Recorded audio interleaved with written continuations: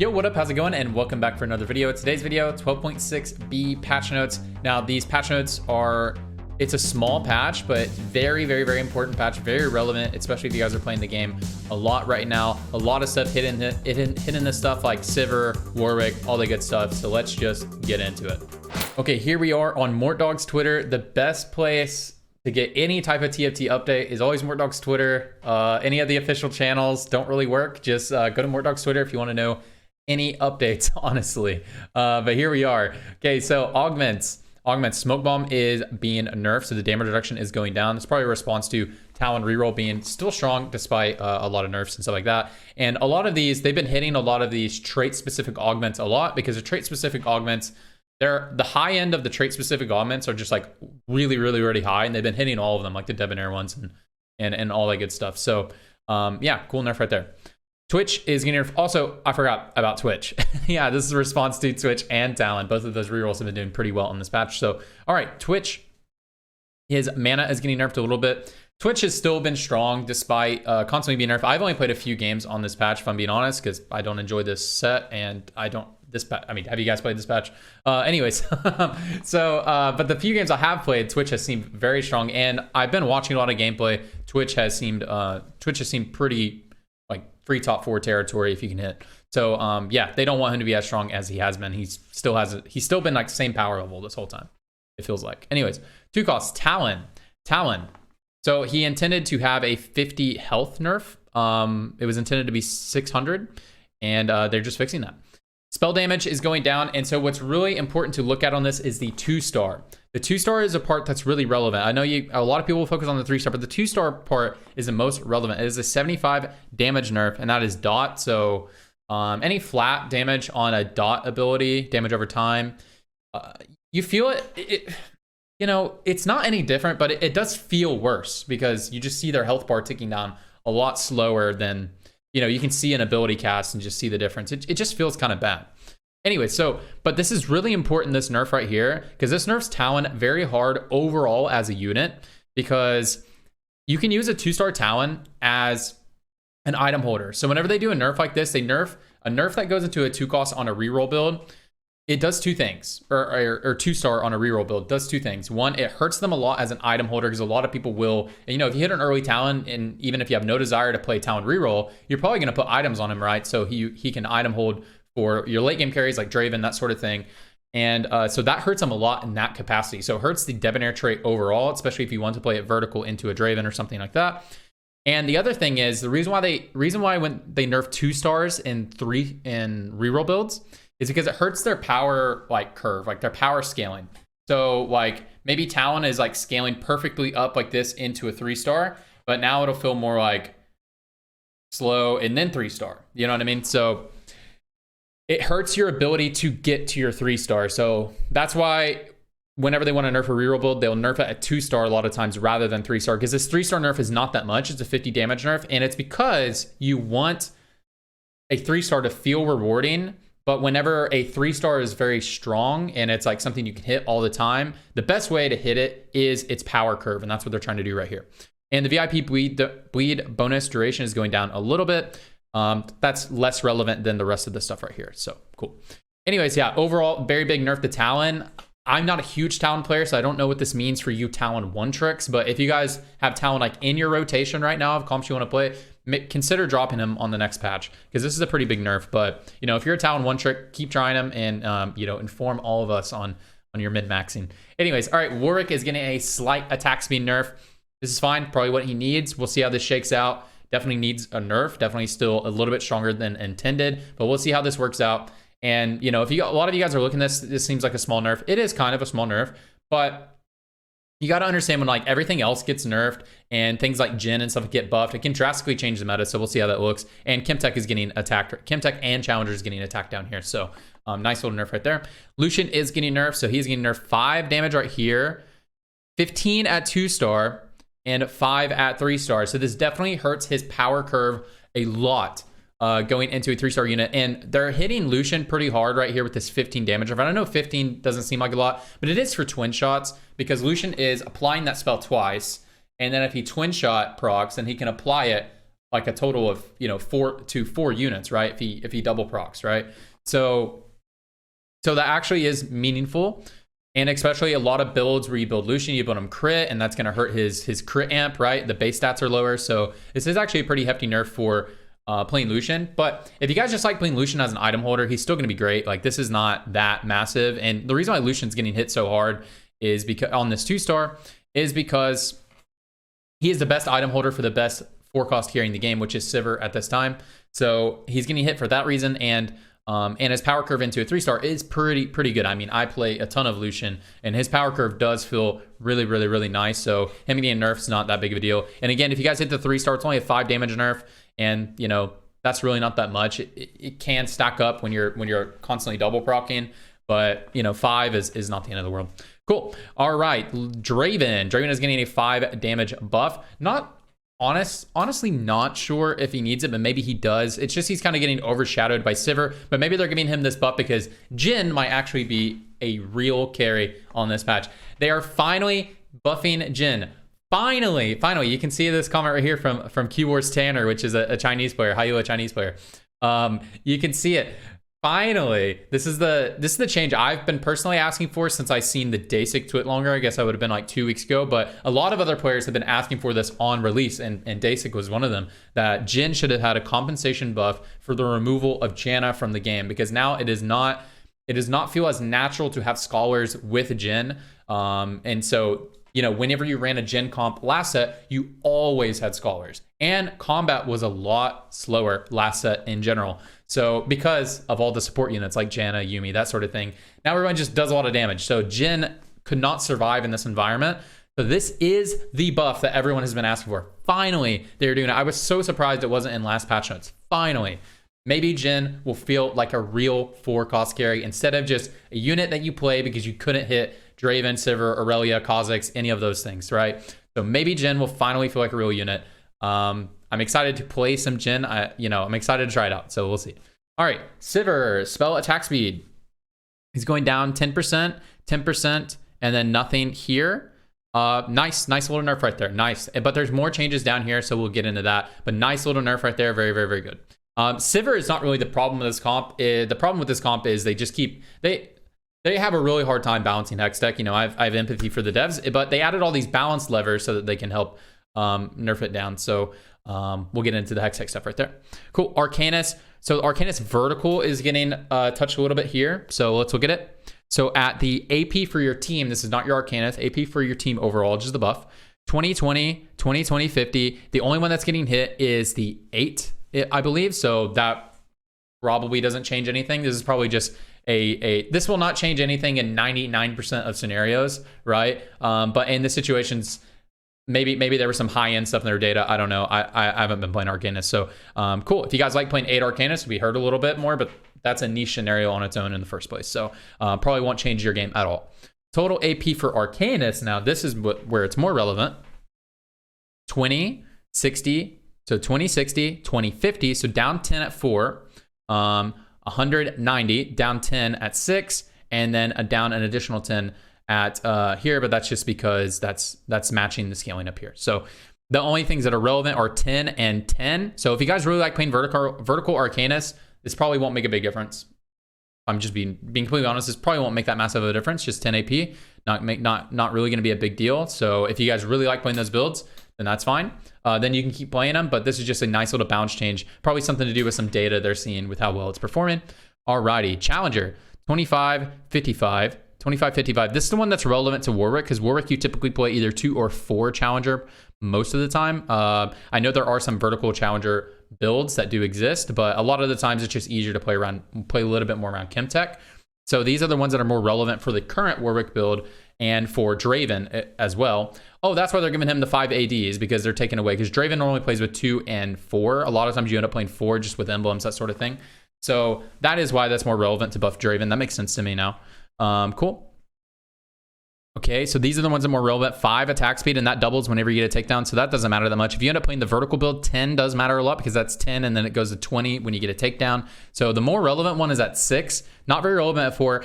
I really like this soft balancing they're doing, because they are having to double dip on this nerf a lot, because they don't want Warwick to be a useless unit. But I do like they're taking a light approach in all of their double dippings, because a lot of times they double dip and the balancing is so heavy-handed. That's what it's felt like a lot of this set. A lot of the set, the balance has been very heavy-handed. So it's nice to see when they're double dipping, they're going for these small nerfs, because they don't want Warwick and Tryndamere, that Chemtech Challenger build to be as strong as it is, and they're just hitting it in very light ways and giving compensation to Draven. So it's actually very good, because Draven does play with 2 and 4, very strong with 4. And then 6, if you end up like playing vertical challengers, I guess they're hitting that because it's really performing well in the data, and the scenarios in which you get to play the vertical challenger instead of playing around like 4 Chemtech, 5 Chemtech, 4 challenger, or 4 challenger, 3 Chemtech. So hitting that variation, that probably performs very well in the data. Cool. Chemtech damage reduction down again. So they nerfed this a while ago, but they're hitting this again. They are really hitting Warwick. So looking at this stuff, guys, I would say Warwick reroll is going to be much weaker. But maybe that's a good thing. Right, it's going to be much weaker. Now that I'm looking at this, the damage reduction down as well. So it's going to be much weaker. I was looking at this and I was like, all right, they're coming in with these light approaches, but with another one, maybe Warwick is dead. But if you guys are Warwick one tricks, maybe keep trying them. But if Warwick is a build in your rotation right now, I wouldn't say these changes, I'm just predicting here, guys. I wouldn't say these changes should take Warwick out of your rotation of comps that you're willing to play, but definitely your average placement is going to go down. Definitely the high end for this build is much more looking like a top 4 build. The way I'm interpreting these patch notes, it looks like Warwick is turning into a top 4 build rather than something that you can actually first place with. That's what I would guess. I don't think it's completely dead, but yeah, I would consider it more of a top 4 build now. Notably, something that's not changing here is Tryndamere. I mean, Tryndamere is not crazy strong, but he's the off carry in that build. So yeah, I would consider it a top 4 build now. But if you're Warwick one trick, maybe you can find a min-max where it's still really good. Who knows? But yeah, I wouldn't say the comp is completely dead. Hex Deck.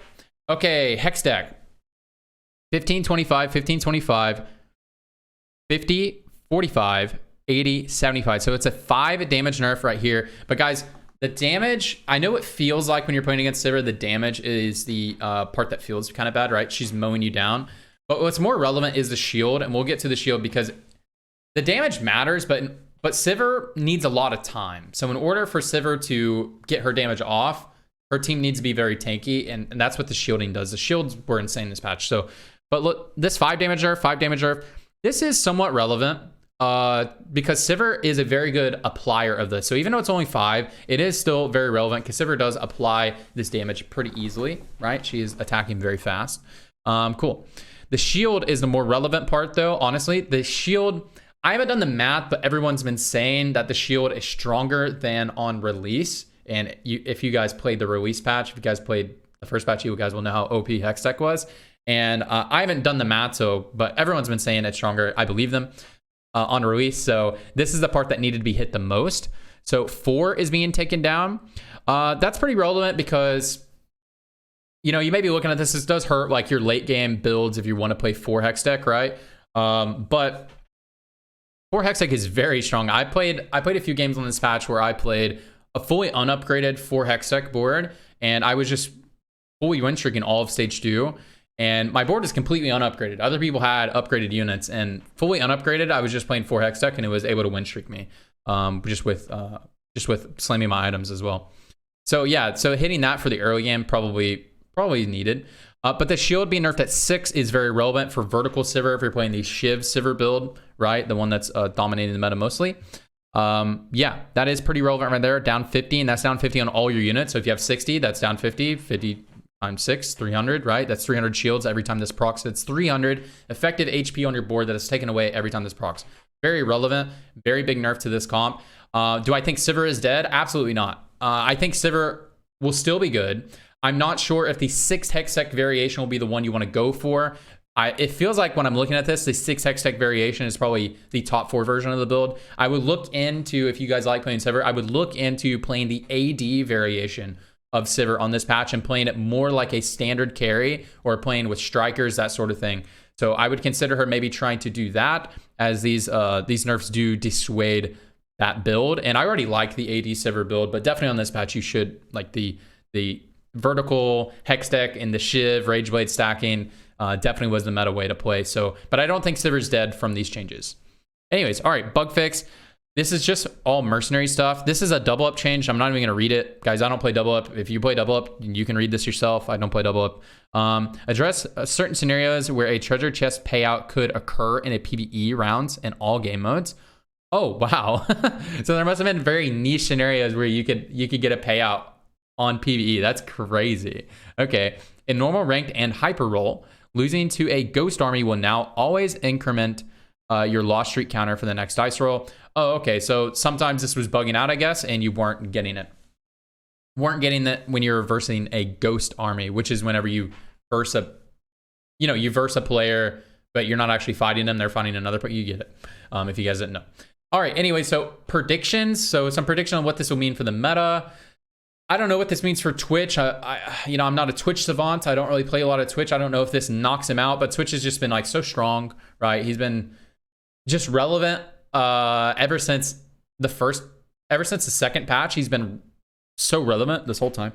So they just want him to be a lot less relevant. I don't know what this actually means.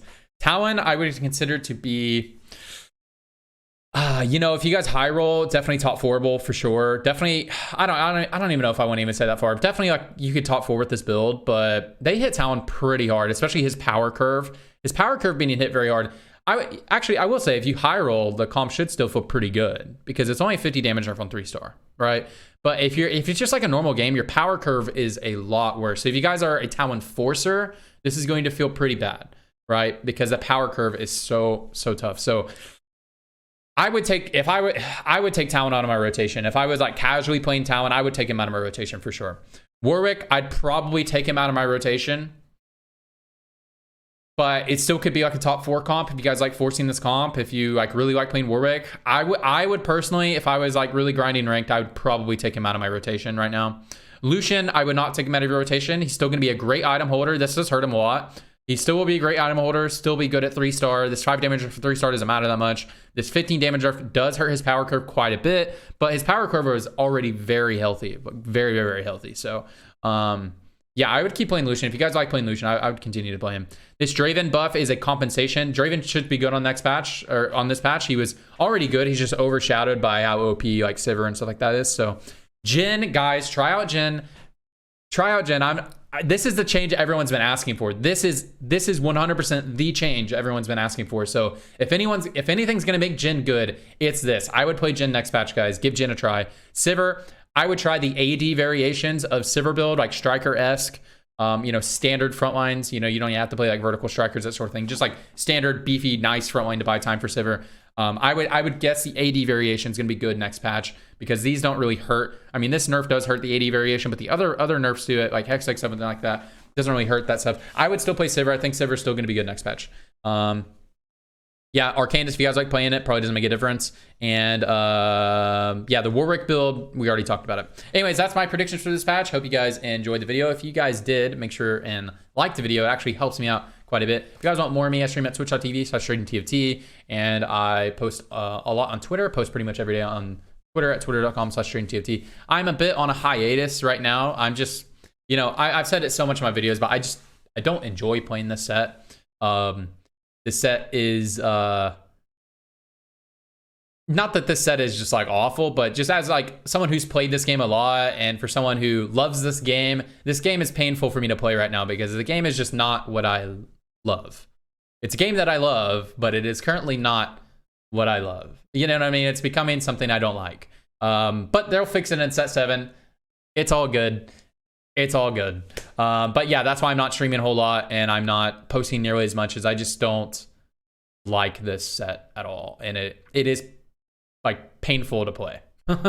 It is painful to play more than a few games. So I just play a few games, just keep up with the meta. I watch some streams to keep up with everybody and keep up with what's going on, and follow all the news, follow all this stuff. So I'm still in it, but this game is painful for me to play right now. So I'm just kind of taking a break. Anyways, that's it for the video. Just wanted to tell you guys what was going on. Yeah. Anyways, I appreciate all of you, and I just hope you're having a good day. Hope you have a good night, and wherever you are, I hope you're doing well. See you guys. Bye.